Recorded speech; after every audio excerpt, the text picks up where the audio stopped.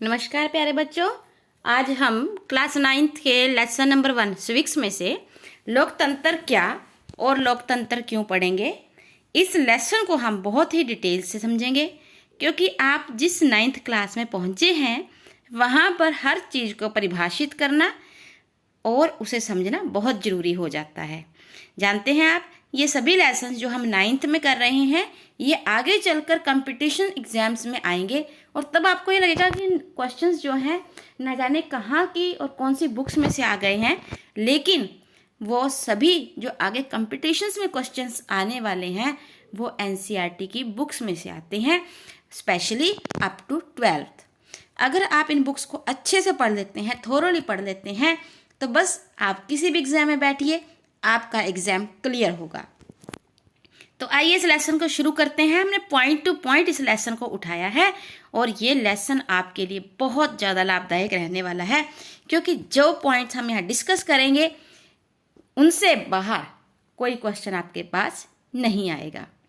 तो सबसे पहले है कि एक क्लास चल रही है, यहाँ पर थोड़ी सी हमारी पिक्चर बैकग्राउंड में जाती है, वहाँ देखते हैं क्या सीन क्रिएट हो रहा है और उसके बाद हम समझेंगे लोकतंत्र की परिभाषा को।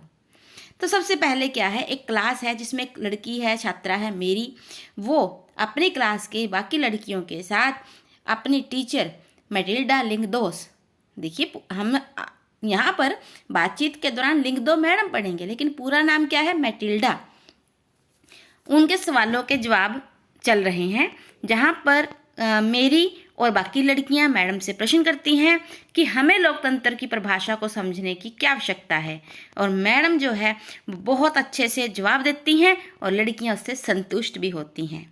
सबसे पहले मेरी क्वेश्चन करती है कि मुझे ठीक नहीं लगता कि पहले लोकतांत्रिक व्यवस्थाओं के बारे में चर्चा की और अब हम उसका मतलब जानेंगे कि हम पहले भी लोकतंत्र के बारे में बहुत बार पढ़ चुके हैं, 8वीं तक पढ़ चुके हैं, तो आज उसकी परिभाषा की आवश्यकता क्यों पड़ी। तब लिंगदो मैडम कहती हैं कि जैसे हम कलम, बरसात, प्रेम इन शब्दों के उपयोग को जानते हैं, परंतु अब समय आ गया है कि हम इन शब्दों की उपयोगिता को भी जानें। फिर मेरी कहती है कि परिभाषा की जरूरत ही क्यों। तो मैडम बहुत सुंदर शब्दों में जवाब देती हैं कि बारिश की परिभाषा तभी जरूरत होती है जब हम बूंदाबांदी भी देखें और बादल फटने जैसी स्थिति भी, तब हमें बारिश की परिभाषा की आवश्यकता होती है कि बारिश में बूंदाबांदी क्या होती है, बारिश में बादल फटना क्या होता है। यानी जब हम बृहत्तर अर्थों में जाने का प्रयास करते हैं तब हमें परिभाषा की आवश्यकता होती है। उसके बाद फिर एक लड़की है रिब्यांग, वो कहती हैं कि अब्राहम लिंकन ने बता तो दिया है मैम अर्थ कि लोकतंत्र का अर्थ है लोगों के लिए, लोगों की और लोगों के द्वारा चलने वाली शासन व्यवस्था। तो हम इसी से सेटिस्फाइड है और यही है लोकतंत्र के सही मायने में अर्थ।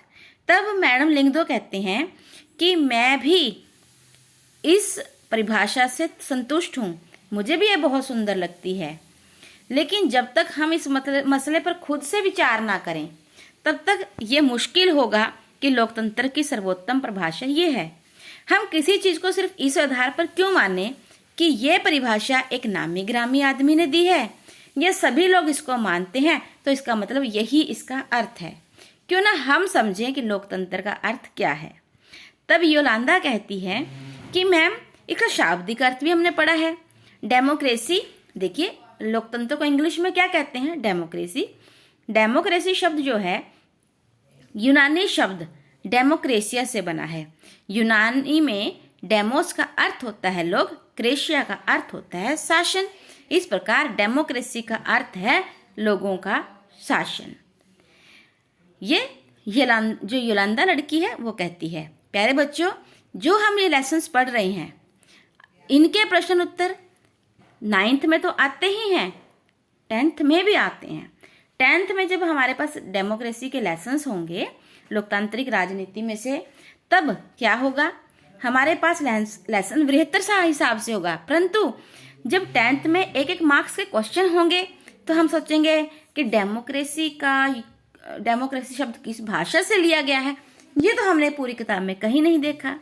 लेकिन हमें ये भूलना नहीं चाहिए कि हमारी एसएसटी 9th और 10th को मिलाकर बनती है, इसीलिए 9th के लेसनों से भी बहुत सारे क्वेश्चंस हमने अक्सर 10th के पेपरों में देखे हैं। इसीलिए अब अगर आप 9th में अच्छे से पढ़ लेंगे तो 10th को में आपको एक्स्ट्रा क्वेश्चन जो दिखाई देंगे ना, वो कहीं बाहर से नहीं लगेंगे।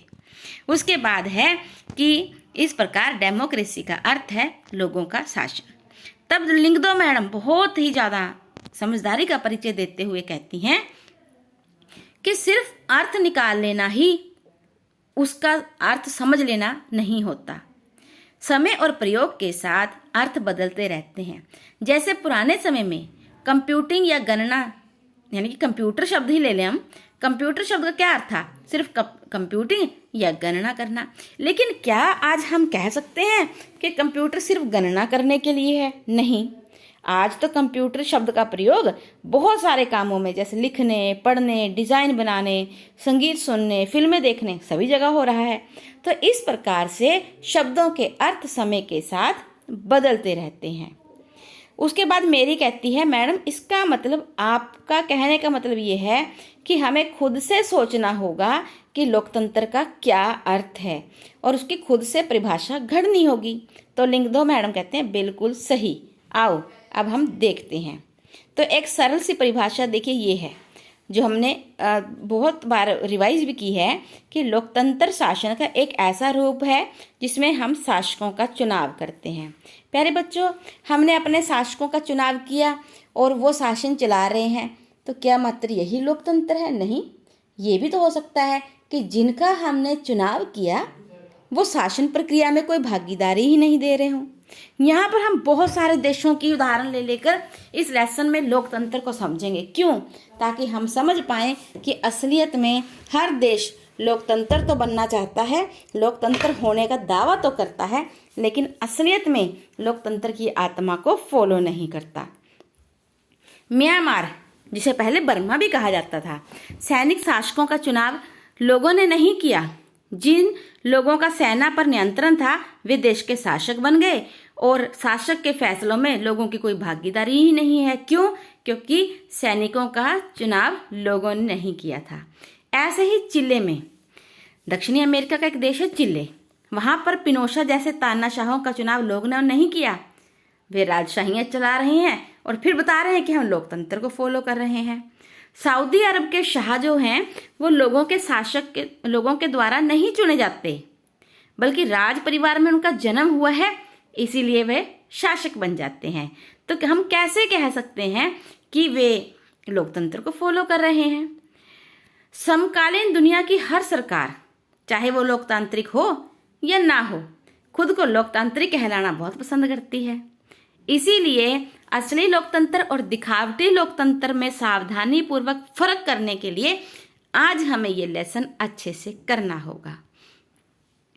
अब मान लीजिए आपके पास एक क्वेश्चन आता है कि लोकतंत्र क्या है। तो लोकतंत्र आपके पास 2 मार्क्स का भी आ सकता है, 1 मार्क्स का भी आ सकता है और 3 का भी, कि लोकतंत्र क्या है। अभी तक जो हम पढ़े उसके हिसाब से लिखेंगे। लोकतंत्र शासन का ऐसा रूप है जिसमें शासकों का चुनाव लोग करते हैं। फिर हम यहाँ पर एक डेफिनेशन दे सकते हैं कि अब्राहम लिंकन के शब्दों में लोकतंत्र जनता का, जनता के लिए और जनता के द्वारा शासन है। आइए अब आगे बढ़ते हैं लोकतंत्र की विशेषताएं। हम जो यहाँ पर एक छोटा सा कार्टून देख रहे हैं, यहाँ पर हम देख रहे हैं कि कुछ सैनिक लोकतंत्र को बहाल कर रहे हैं। ये घटना है इराक देश की। इराक में अमेरिका और अन्य विदेशी शक्तियों की उपस्थिति में चुनाव करवाए गए और फिर वहाँ पर डेमोक्रेसी बहाल की गई। इसीलिए ये इस प्रकार का चित्र बनाया गया है। फिर है लोकतंत्र की विशेषताएं। देखिए, लोकतंत्र शासक का रूप है, ऐसा रूप जिसमें जनता शासकों का चुनाव करती है। लेकिन शासक कौन? किसी सरकार को लोकतांत्रिक कहे जाने के लिए उसके किन अधिकारियों का चुनाव करना आवश्यक है, ये लोकतंत्र में शासक के दायरे को अच्छे से समझाता है। फिर हम कह सकते हैं कि जो चुनाव थे क्या वो लोकतांत्रिक थे, और क्या कहीं ऐसा तो नहीं कि शासक खुद ही चुने गए हों। इन सब को जानने के लिए जरूरी है कि हम इसकी विशेषताओं पर बात करें, और उस पर बात करने से पहले जरूरी है कि हम अब एक छोटी सी उदाहरण लें। देखिए, पाकिस्तान की बात है। जनरल परवेज मुशर्रफ ने अक्टूबर 1999 में सैनिक तख्तापलट की अगुवाई की, मतलब वहाँ की चुनी हुई सरकार को हटा दिया और सेना के अंडर जो सरकार थी उसे बहाल कर दिया। अब खुद को देश का मुख्य कार्यकारी घोषित कर दिया। बाद में उन्होंने खुद को राष्ट्रपति घोषित किया और 2002 में एक जनमत संग्रह करवाकर 5 साल के लिए अपना कार्यकाल बढ़ा लिया। पाकिस्तानी मीडिया, मानवाधिकार संगठन और लोगों के लिए काम करने वाले बहुत से संगठनों ने कुछ ऐसे आरोप लगाए कि इस सरकार ने बहुत ज़्यादा गड़बड़ और धोखाधड़ी की है। तो अगस्त 2002 में एक लीगल फ्रेमवर्क ऑर्डर के जरिए पाकिस्तान ने संविधान को बदल डाला। अब राष्ट्रपति राष्ट्रीय और प्रांतीय असेंबलियों को भंग कर सकता था। मंत्रिपरिषद के कामकाज पर एक राष्ट्रीय सुरक्षा परिषद की निगरानी रही, जिसमें सारे ही फौजी थे। सैनिक शासन था, लेकिन बाहर से लोकतंत्र जैसा दिखाया गया। बाद में राष्ट्रीय और प्रांतीय असेंबलियों में चुनाव करवाए गए। लोगों ने अपने शासक भी चुने, लेकिन असलियत में वो शासक कुछ काम ही नहीं करते थे। सारा काम जो है, सारे फैसले लेना, नीति निर्माण करना, ये सब कार्य जनरल परवेज मुशर्रफ और उसके अधिकारी करते थे। तो क्या हम कह सकते हैं कि पाकिस्तान के लोगों ने अपने शासकों का चुनाव किया? यदि चुनाव किया भी तो वे वास्तविक शासक नहीं थे, क्योंकि अंतिम फैसला तो किसी भी निर्णय के ऊपर अंतिम फैसला जो था वो जनरल परवेज मुशर्रफ और उसके अधिकारियों के हाथ में था। तो लोगों के ऐसे शासक चुनने का क्या औचित्य रह जाता है? इसीलिए हम कहते हैं कि यदि जनता शासक चुने तो वही शासक देश का नीति निर्माण करें। हम यहाँ पर एक परिभाषा देखते हैं। देखिए, पहली विशेषता आपको यही लिखनी है। हमने इसको समझा पाकिस्तान के उदाहरण से, परंतु जब आपके पास विशेषताएं आएंगी ना लिखने के लिए, तो आपको यही लिखना है। नंबर 1, लोकतंत्र में अंतिम निर्णय लेने की शक्ति लोगों द्वारा चुने गए शासक या प्रतिनिधियों के पास ही होनी चाहिए। अब जैसे पाकिस्तान में हमने देखा, लोगों ने अपने शासक चुने, परंतु उनके पास निर्णय लेने की शक्ति नहीं थी। यहाँ पर ऊपर छोटा सा और साइड में पॉइंट है, हम इसलिए डिस्कस कर रहे हैं। अक्सर कंपटीशंस में छिपे छिपे से क्वेश्चन जो हम देखते हैं, हमें लगता है पता नहीं कहाँ से आ गए, वो यहीं से आते हैं। सीरिया पश्चिम एशिया का एक छोटा सा देश। देखिए, एक क्वेश्चन तो यही बन गया कि सीरिया एशिया के किस भाग में पड़ता है? पश्चिम एशिया में। वहाँ पर कुछ पार्टियां हैं, जैसे कि बाथ पार्टी और उसकी सहयोगी पार्टियां। वो देश में राजनीतिक गतिविधियों को, सिर्फ राजनीतिक गतिविधियां वही चला सकती हैं, बाकी कोई पार्टी जो है राजनीतिक गतिविधि नहीं चला सकती। तो अब जब एक ही पार्टी है, उसी ने चुनाव लड़ना है, उसी ने जीतना है, तो क्या ये लोकतंत्र हो सकता है? मेरे ख्याल से तो नहीं। चलिए अब आगे बढ़ते हैं। दूसरा है स्वतंत्र और निष्पक्ष चुनाव। यहाँ पर भी हम देखिए, अब चीन की बात करते हैं। चीन की जो संसद है उसे क्वांगुओ रेमनिन दाइवियाओ दाहुई या राष्ट्रीय जनसंसद कहते हैं। देखिए, ये क्वेश्चन पेपर में आ सकता है ना कि क्वांगुओ रेमनिन दाइवियाओ दाहुई कहाँ या किस देश की संसद है? चीन की। चीन की संसद के लिए प्रति 5 वर्ष बाद नियमित रूप से चुनाव होते हैं। इस संसद को देश का राष्ट्रपति नियुक्त करने का अधिकार है। इसमें पूरे चीन से लगभग 3000 सदस्य आते हैं और वही राष्ट्रपति चुनते हैं। लेकिन बहुत ही ज़्यादा हंसी तब आती है जब चुनाव लड़ने से पहले सभी उम्मीदवारों को चीनी कम्युनिस्ट पार्टी से मंजूरी लेनी पड़ती है।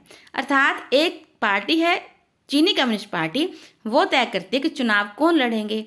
अब कोई भी लड़े, कोई भी जीते, कोई भी हारे, जीत किसकी हुई? चीनी कम्युनिस्ट पार्टी की। 2002-2003 में चुनावों में सिर्फ कम्युनिस्ट पार्टी और उससे संबंधित छोटी पार्टियों के सदस्यों को ही चुनाव लड़ने की अनुमति मिली। और सरकार, इस प्रकार हम देख सकते हैं कि सदा ही सरकार किसकी बनती है? कम्युनिस्ट पार्टी की। 1930 में आज़ाद होने के बाद मैक्सिको में हर 6 साल बाद राष्ट्रपति के चुनाव होते हैं। वहां पर कभी फौजी शासन लागू नहीं हुआ, पर देखिए क्या हुआ। 2000 तक हर चुनाव में पीआरआई पार्टी ही जीतती रही, इंडस्ट्रियल रेवोल्यूशनरी पार्टी की ही जीत होती है हर बार। विपक्षी दल चुनाव में हिस्सा लेते हैं पर कभी नहीं जीतते। ऐसा क्यों? क्योंकि सरकार तरह तरह के हथकंडे अपनाती है और पीआरआई पार्टी जीत जाती है। यहाँ तक कि सरकारी दफ्तरों में काम करने वाले लोगों को भी इसी पार्टी की बैठकों में जाने की इजाज़त है। जो सरकारी स्कूलों में अध्यापक हैं वे अपने छात्रों के माँ बाप को प्रेरित करते हैं कि आप पीआरआई पार्टी को ही वोट दें। मीडिया भी अगर किसी की आलोचना करना शुरू करता है तो पीआरआई पार्टी करने नहीं देती। और इवन के अंतिम क्षणों में, बिल्कुल अंतिम क्षणों में मतदान केंद्रों को एक जगह से हटाकर दूसरी जगह पर कर दिया जाता है और अनेक लोग वोट नहीं डाल पाते। तो इस प्रकार से हर बार जो है पीआरआई पार्टी जीत जाती है। तो क्या ये लोकतंत्र है? नहीं। ना तो चीन में लोकतंत्र कह सकते हम, असली मायनों में लोकतंत्र नहीं कह सकते, और ना ही हम कह सकते हैं मैक्सिको में। चीन के चुनावों में लोगों के सामने कोई विकल्प ही नहीं है, और मैक्सिको में विकल्प होते हुए भी पीआरआई पार्टी कुछ भी करे लेकिन जीत जाती है। तो इस प्रकार से हम कह सकते हैं दूसरी विशेषता अगर हम लोकतंत्र की करें तो लोकतंत्र निष्पक्ष और स्वतंत्र चुनावों पर आधारित होना चाहिए, ताकि सत्ता में बैठे लोगों के लिए जीत हार के समान अवसर हों। अब जैसे पीआरआई पार्टी को पता है, कम्युनिस्ट पार्टी को पता है हमने कभी हारना ही नहीं, तो वे लोगों के लिए कुछ भी अच्छा क्यों करेंगे? बिल्कुल भी नहीं करेंगे। उसके बाद है एक व्यक्ति एक वोट एक मोल, वैल्यू। मोल का मतलब है वैल्यू। अब यहाँ पर भी हम थोड़ा सा एग्जाम्पल लेते हैं। 2015 तक सऊदी अरब में औरतों के वोट देने का अधिकार ही नहीं था, क्योंकि ये पॉइंट जो है ना, ये वयस्क मताधिकार से जुड़ा हुआ है। एस्टोनिया ने अपने नागरिकता के नियम कुछ ऐसे बनाए हैं कि रूसी अल्पसंख्यक समुदाय के मतदान हासिल करने में बहुत मुश्किल होती है। फिजी में क्या होता है कि ये फिजी के मूल निवासी हैं, उनकी वोट का मूल्य भारतीय मूल के फिजी लोगों से ज़्यादा है। तो भी क्या होगा? ये लोकतंत्र की सही बात नहीं हो सकती। इसलिए तीसरी विशेषता है कि लोकतंत्र में प्रत्येक वयस्क नागरिक, पुरुष हो या महिला हो, वहाँ का नागरिक होना चाहिए और उसे वोट का अधिकार होना चाहिए। और यदि वोट का अधिकार मिल भी जाता है तो सबकी वोट का समान मूल्य होना चाहिए, फिजी जैसा नहीं होना चाहिए। उसके बाद हम नेक्स्ट पॉइंट की ओर बढ़ते हैं, लेकिन साथ में एक छोटा सा साथ में कार्टून है। सद्दाम हुसैन जो हैं वो तानाशाह बन जाते हैं, तो अमेरिका उनके शासन को उखाड़ फेंकने के बाद चुनाव करवाता है। जैसे हमने पीछे देखा था, तो सद्दाम हुसैन जो है वो जेल में दिखाए गए हैं और वो कहते हैं कि क्या वाह, वो भी एक दिन था, एक व्यक्ति एक वोट। ठीक है ना, अर्थात मैं ही व्यक्ति था, मेरी ही वोट का वैल्यू होती थी और किसी की वैल्यू ही नहीं थी। उसके बाद है कानून का राज और अधिकारों का आदर। अब हम एक नए देश की उदाहरण लेते हैं, जिम्बाब्वे की। 1980 में अल्पसंख्यक गोरे, अल्पसंख्यक मतलब कम संख्या में गोरों का शासन से मुक्ति मिली। बाद में जानू पीएफ दल का राज आया। स्वतंत्रता संघर्ष में उन्होंने बहुत ज़्यादा अगुवाई की थी। उनका नेता था रॉबर्ट मुगाबे। आज़ादी के बाद से वही शासन कर रहे थे और हर बार चुनाव नियमित रूप से होते थे और सदा जानू पीएफ दल ही जीतता था। राष्ट्रपति मुगाबे कम लोकप्रिय नहीं थे, लेकिन फिर भी कुछ ना कुछ गलत तरीका अपनाते थे जीतने के लिए। फिर आज़ादी के बाद कई बार उन्होंने संविधान में बदलाव किए और राष्ट्रपति के अधिकारों में वृद्धि कर ली और खुद राष्ट्रपति बन गए। उनकी जवाबदेही जो थी कम थी, मतलब वो जो मर्जी करें, उन्हें किसी को कोई जवाब नहीं देना। विपक्षी दलों के कार्यकर्ताओं को परेशान किया जाता था, उनकी सभाओं में गड़बड़ करवाई जाती थी और जो लोग उनके खिलाफ बोलते थे उन्हें गैरकानूनी घोषित कर दिया जाता था। एक ऐसा कानून भी था जो राष्ट्रपति की आलोचना के अधिकार को सीमित करता था कि कोई भी व्यक्ति राष्ट्रपति की आलोचना ही नहीं कर सकता। लेकिन सदा ऐसा नहीं रहता और 2017 में किसी न किसी तरह से, क्योंकि वे जजों पर भी दबाव डालते थे, लोगों पर भी दबाव डालते थे, पार्टियों को बोलने नहीं देते थे, परंतु 2017 में मुगाबे को राष्ट्रपति पद से हटा दिया गया। जिम्बाब्वे का उदाहरण ये बताता है कि शासकों के लिए बार बार जनादेश पाना लोकतंत्र की जरूरत तो है, पर इतना ही पर्याप्त नहीं है। लोकप्रिय नेता भी अलोकतांत्रिक हो सकते हैं, लोकप्रिय नेता भी तानाशाह हो सकते हैं। इसीलिए एक मजबूत विपक्ष का होना बहुत जरूरी है। जैसे कि देखिए, चीनी सरकार ने गूगल और याहू जैसी लोकप्रिय वेबसाइटों पर पाबंदी लगा दी। क्यों लगा दी?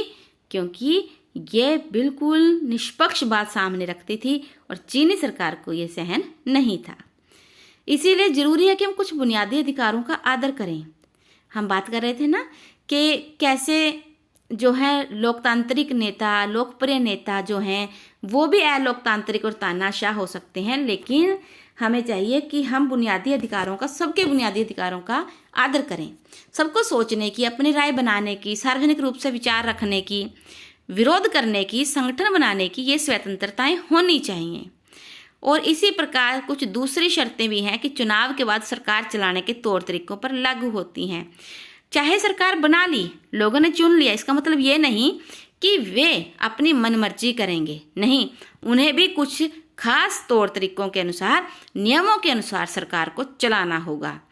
अब जो अंतिम विशेषता वो यही है कि एक लोकतांत्रिक सरकार संवैधानिक कानूनों और नागरिक अधिकारों द्वारा खींची लक्ष्मण रेखा के बीच ही काम करती है। प्यारे बच्चों, तो इस प्रकार हम देख सकते हैं कि 4 पॉइंट्स हमारे सामने निकल के आए हैं। पहला कि यदि लोगों ने अपने शासक चुने तो अंतिम निर्णय लेने की शक्ति जो है उन्हीं के पास होनी चाहिए। ठीक है ना। पहला पॉइंट हमें बताता है कि यदि लोग अपना शासक चुनते हैं तो फैसले लेने का अधिकार भी उन्हीं के पास होना चाहिए। दूसरी विशेषता क्या थी? दूसरी विशेषता थी कि जो भी हम सरकारें चुनते हैं वह स्वतंत्र और निष्पक्ष चुनावों के आधार पर होनी चाहिए। ऐसा नहीं कि जैसे हमने देखा था चीन में एक ही पार्टी है, या फिर हमने देखा था PRF पार्टी जो है मेक्सिको की, वो कैसे जीत जाती है। तीसरा फिर पॉइंट जो है वो है लोकतंत्र में हर वयस्क नागरिक का वोट समान होना चाहिए। ऐसा ना हो कि या तो महिलाओं को वोट देने का अधिकार ही ना हो, या फिर फिजी में जैसे होता है कि वहाँ के मूल निवासियों की वोट का महत्व ज़्यादा है, ऐसा भी नहीं होना चाहिए। और अंतिम जो विशेषता जो हम अभी देख रहे हैं कि संविधान, चाहे लोकतांत्रिक सरकार बन भी जाए लेकिन उसे भी नियमों और कानूनों के साथ ही शासन करना होगा, वो अपनी मनमर्जी नहीं कर सकते। तो इस प्रकार से अगर हम इन पॉइंटों को इकट्ठे करके देखें तो लोगों द्वारा चुने गए शासक ही सारे फैसले करें। दूसरा, चुनाव लोगों के लिए निष्पक्ष अवसर और विकल्प उपलब्ध करवाए। तीसरा, विकल्प और अवसर सभी लोगों के लिए समान हो। चौथा, सरकारें जो हैं वो बुनियादी नियमों और कानूनों के तहत ही कार्य करें। उसके बाद यहाँ पर आपके पास एक छोटा सा टेबल है जिसको आपने खुद भी मिलाना है और समझना है कि क्या सच में हमने जो अभी 4 पॉइंट्स पढ़े हैं वो मैच खाते हैं या नहीं। उसके बाद है लोकतंत्र ही क्यों? क्या तानाशाह वो ठीक नहीं रहते देश के लिए? तो नहीं, कभी भी जो है लोकतंत्र में जो है लोगों की गरिमा अच्छी रहती है। लेकिन फिर भी कुछ लोग ये कहते हैं कि लोकतंत्र अच्छा नहीं है, उसमें भी बहुत खामियां हैं। अब हमारा पॉइंट आता है कि लोकतंत्र के खिलाफ जो तर्क दिए जाते हैं कि लोकतंत्र अच्छा नहीं है, राजतंत्र हो या कोई और फॉर्म हो, लेकिन लोकतंत्र ठीक नहीं है, तो वो लोग क्या कारण देते हैं? इसको हम बोलते हैं लोकतंत्र के खिलाफ तर्क। नंबर 1, लोकतंत्र में नेता बदलते रहते हैं जिससे क्या होता है? अस्थिरता पैदा होती है। दूसरा है लोकतंत्र का मतलब राजनीतिक लड़ाई और सत्ता का खेल, नैतिकता की कोई जगह ही नहीं है। लोग वोट पाने के लिए, चुनाव जीतने के लिए तरह तरह के हथकंडे अपनाते हैं। तीसरा है लोकतांत्रिक व्यवस्था में इतने सारे लोगों और बहस और चर्चा करनी पड़ती है कि फैसले देर से होते हैं। चौथा है चुने हुए नेताओं को लोगों के हितों का पता ही नहीं होता और वे खराब फैसले करते हैं। पांचवा है लोकतंत्र में चुनावी लड़ाई महत्वपूर्ण और खर्चीली होती है जिससे भ्रष्टाचार फैलता है और सामान्य लोगों को पता ही नहीं होता कि हमारे लिए क्या अच्छा है क्या बुरा। इसीलिए लोकतंत्र अच्छी चीज़ नहीं है, लोकतंत्र को नहीं अपनाना चाहिए। परंतु आपको बताते हैं कि लोकतंत्र होना चाहिए। इसके एक बहुत जीती जागती उदाहरण है। चीन में 1958 से लेकर 61 में एक बहुत ही भयंकर अकाल पड़ा, जब खाने पीने की कमी हो जाती है, बीमारियां फैल जाती हैं और लोग मरने लगते हैं भूखमरी के कारण, तो ऐसी स्थिति को अकाल बोलते हैं। लगभग 3 करोड़ लोग, ये तो डाटा सरकार ने पेश किया है, ना जाने कितने लोग जो हैं चीन में अकाल के कारण भूख से मरे होंगे। और उन दिनों भारत की आर्थिक स्थिति भी अच्छी नहीं थी, लेकिन भारत में इतने लोग नहीं मरे, जबकि दोनों ही देशों की आबादी बहुत ज़्यादा ऊपर है। तो इसका कारण ये है कि भारत में लोकतांत्रिक सरकारें हैं, वे खाद्य सुरक्षा के मामले में अपना पल्ला नहीं छुड़ा सकती, जबकि चीन को कोई आवश्यकता नहीं है वहाँ की सरकारों को कि वे लोगों की जान बचाती फिरें। यदि चीन में बहुदलीय व्यवस्था होती, केवल कम्युनिस्ट ना होती, तो शायद चीन में इतने लोग ना मरते। उसके बाद है लोकतांत्रिक शासन पद्धति जो है इसलिए बेहतर है। जो चीन में हुआ वो ना होता यदि वहाँ पर सच्चे अर्थों में लोकतंत्र होता। इसीलिए लोकतंत्र का होना भी आवश्यक है। नंबर 1, क्यों लोकतंत्र के पक्ष में हम पॉइंट्स पढ़ रहे हैं कि लोकतंत्र क्यों होना चाहिए। नंबर 1, लोकतांत्रिक शासन पद्धति दूसरों से बेहतर है क्योंकि इसमें शासन का अधिक जवाबदेह वाला रूप है। यदि भारत की सरकारें अच्छे से काम नहीं करेंगी तो उन्हें लोगों को जवाब देना पड़ेगा, और नहीं जवाब दे पाएंगी तो अगली बार वे बदली जाएंगी, परंतु चीन में ऐसा नहीं है। इसीलिए लोकतंत्र में सरकार की जवाबदेही बनती है। दूसरा है लोकतंत्र बेहतर निर्णय लेने की संभावना बढ़ाता है। देखिए, देरी हो सकती है क्योंकि जगह जगह चर्चाएं हो रही हैं, गलतियां भी हो सकती हैं, लेकिन फिर भी लोकतंत्र जब देर से भी फैसला लेगा तो बहुत बेहतर फैसला लेगा, अर्थात बेहतर निर्णय लेने की संभावना बढ़ाता है। तीसरा, यदि लोकतंत्र में मतभेद होते हैं, टकराव होते हैं, तो उनको संभालने का तरीका भी उपलब्ध करवाता है, इसलिए भी लोकतंत्र जो है बेहतर है। चौथा पॉइंट है सभी नागरिकों का सम्मान बढ़ाता है क्योंकि ये लोगों की अपनी सरकार है। आपने अक्सर देखा होगा कि राजनेता, बड़े से बड़े राजनेता भी चुनावों के समय लोगों के सामने कैसे हाथ जोड़कर खड़े रहते हैं। इसका ही एक बताता है पॉइंट, फैक्ट है ये कि लोग जो हैं लोकतंत्र में प्रत्येक नागरिक का की गरिमा और उसका सम्मान बढ़ाता है, क्योंकि नेताओं को भी पता है कि यदि हम प्रत्येक व्यक्ति को सम्मान नहीं देंगे तो फिर हमें वोट भी नहीं मिलेंगे। 5वां, लोकतांत्रिक व्यवस्थाएं दूसरों से बेहतर हैं क्योंकि यहाँ पर हमें अपनी गलतियों को ठीक करने का अवसर मिल जाता है।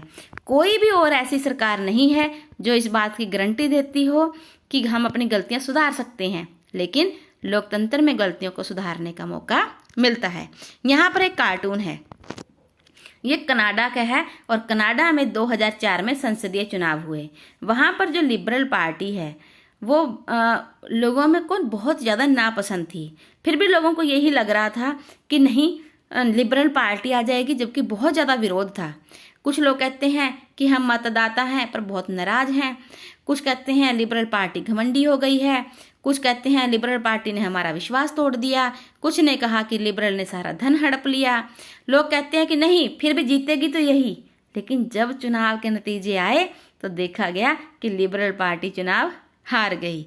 इस प्रकार से लोगों में बहुत ताकत है। जितनी ज़्यादा लोगों की नाराजगी बढ़ती है ना सरकार से, समझ लीजिए कि अब तख्ता पलट होने का समय आ गया।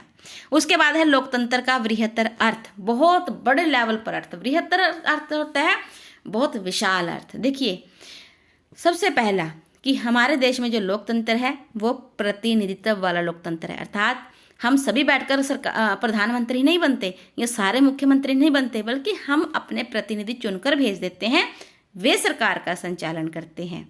दूसरा, सभी लोगों की तरफ से जो बहुमत में फैसले लिए जाते हैं वही बहुमत का शासन है। बहुमत का शासन ये भी है कि हमारे प्रतिनिधियों ने फैसले किए हैं और उन्हें किन्होंने भेजा चुनकर, हमने, इसलिए इसे ही कहते हैं बहुमत का शासन। अब बात ये आ जाती है कि हमारे प्रतिनिधि ही क्यों काम करते हैं, हम क्यों नहीं। नंबर 1, क्योंकि लोकतांत्रिक शासन व्यवस्था में इतने अधिक लोग बैठकर फैसला कर ही नहीं सकते। अब अगर 135 करोड़ लोगों को बिठा दिया जाए कि चलिए हमें सड़क पर सेफ्टी के लिए कानून बनाने हैं, अपने अपने राय दीजिए, तो इतने सारे लोगों के लिए बहुत मुश्किल हो जाएगा। दूसरा, सभी में सभी प्रकार की योग्यताएं नहीं हो सकती। हो सकता है कि कोई रोड सेफ्टी के लिए बहुत अच्छे ढंग से सोच सके और कोई ना सोच सके, इसलिए हम अपने प्रतिनिधि चुनते हैं। उसके बाद है, इसके अर्थ को और थोड़ा सा समझते हैं कई कई बार हम लोकतंत्र शब्द का प्रयोग मौजूदा सरकार के लिए नहीं करते बल्कि आदर्शों के लिए करते हैं। आदर्श मतलब आदर्श लोकतंत्र।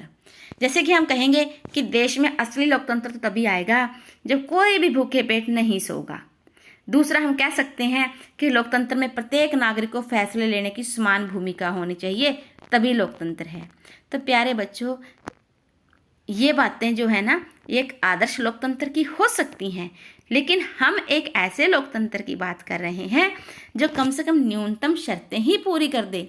जितनी भी हमने विशेषताएं पढ़ी हैं, यदि किसी लोकतंत्र में है, हम उसे आदर्श लोकतंत्र तो नहीं कह सकते, हाँ, लेकिन ये कह सकते हैं कि एक लोकतंत्र होने के लिए जो न्यूनतम शर्तें हैं वो पूरी हो गई हैं। और मेरे ख्याल से भारत का लोकतंत्र इसीलिए सफल लोकतंत्र कहा जाता है क्योंकि यहाँ पर लोकतंत्र के होने के लिए जो न्यूनतम शर्तें हैं वो पूरी होती हैं। देखिए, हम शासक चुनते हैं, दूसरा हमारे शासक ही अंतिम निर्णय लेते हैं, उसके बाद हमारे यहाँ पर प्रत्येक व्यक्ति के लिए समान वोट का वैल्यू है और समान सभी को अधिकार प्राप्त हैं। तो ये सभी पॉइंट जो हैं ये मिलकर ये बताते हैं कि कैसे जो है लोकतंत्र के लिए यदि न्यूनतम शर्तें भी मिल जाती हैं और हमारी सरकारें नियम कानून के तहत काम करती हैं, तो इसका मतलब हमने लोकतंत्र के जरूरी मूल्य को प्राप्त कर लिया है और हाँ, हम अपने देश के शासन को लोकतांत्रिक शासन कह सकते हैं। इसके साथ ही हमारा ये पाठ जो है आज का पूरा होता है। आशा है कि आपको ये ज़रूर समझ आया होगा। हमने प्रत्येक एंगल से इस लेसन को समझाने का कोशिश की है और ये आपको ना सिर्फ 9th में बल्कि आगे की क्लासेस में भी आपका जो रास्ता है, आपका मार्गदर्शन करता रहेगा। Thank you so much. Have a nice day. Take care. Good bye.